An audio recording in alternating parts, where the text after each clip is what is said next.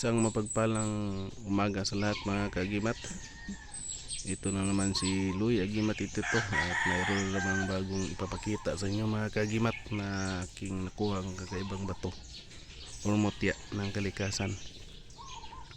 At sa hindi mo na ako mag-umpisa, maraming salamat sa walang sawang nakasubaybay sa aking muting channel.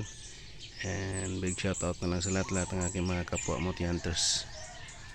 Ang ipapakita at ipapaliwanag ko sa inyo mga kagimat, ito ay tungkol sa mutya ng gabi. Una-una, yung gabi is dalawang klase yan. Yung mutya ang nakukuha natin sa dahon, na nakadikit sa dahon na parang munggol ang kalaki, at yung makukuha din natin sa puno mismo, yung kanyang ugat o taro roots mga kagimat.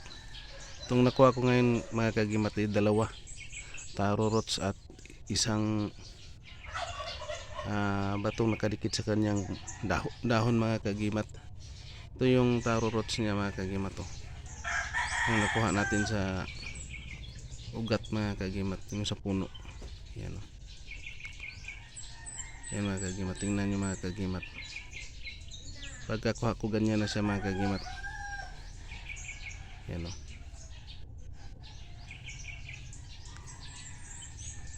at mayroon din akong mga kagimat na dati kong gamit na mutya ng gabi.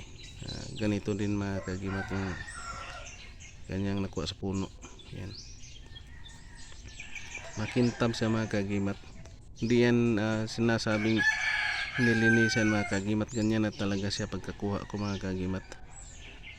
At kasing lang siya mga kagimat, ito din nakuha ko sa kadikit sa kanyang dahon mga kagimat.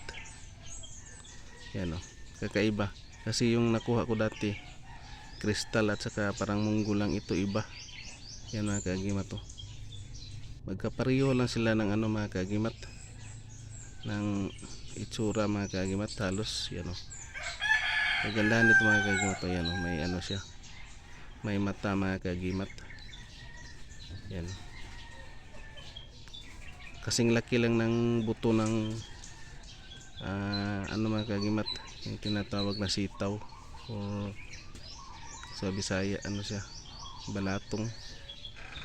Yan mga kagimat, yan ang mutya ng gabi mga kagimat. Ang sinasabi ng mga matatanda at sa akin din, ito daw ay nagtataglay ng hindi ka daw mababasa mga kagimat ng tubig. Pero sa totoo lang, hindi ko pa nasubukan mga kagimat, kasi yan hindi pa ako nagano ng kung paano ito mapagana mga kagimat. Yan yan mga mutya ng gabi mga kagimat. Mahirap lang kasi walang taga video mga kagimat. Pero yan talaga ang tunay na mutya ng gabi. Yan siya mga kagimat.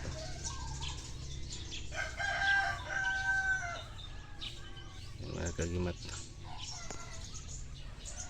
mutya ng gabi.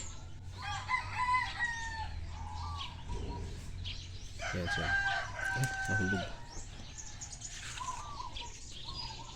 Yan mga kagimat, yung titingnan natin mga kagimat. Yan mutya ng gabi,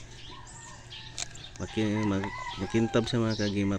Yung pagkakuha ko, binasa ko lang siya ng tubig, ganyan na yung nangyari sa kanya, kumintab. Iwan kung anong klaseng talaga ito, mga pagka bato mga kagimat, bakit makintab masyado mga kagimat. Yan at ito mga kagimat, yung yung maliit mga kagimat, magkapareho lang sila halos. Ito yung maganda talaga pang baon sa mga kagimat, bao. Yan titingnan natin yan mga kagimat.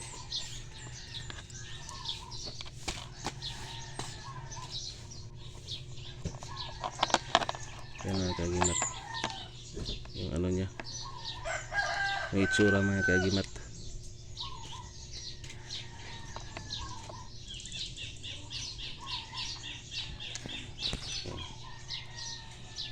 At ito lang muna yung bago na naman na ano mga kagimat, yung bago ko naman na mutya na nakuha mga kagimat. And maraming salamat, and please like, share, comment and subscribe. And thank you for watching, and God bless sa ating lahat mga kagimat.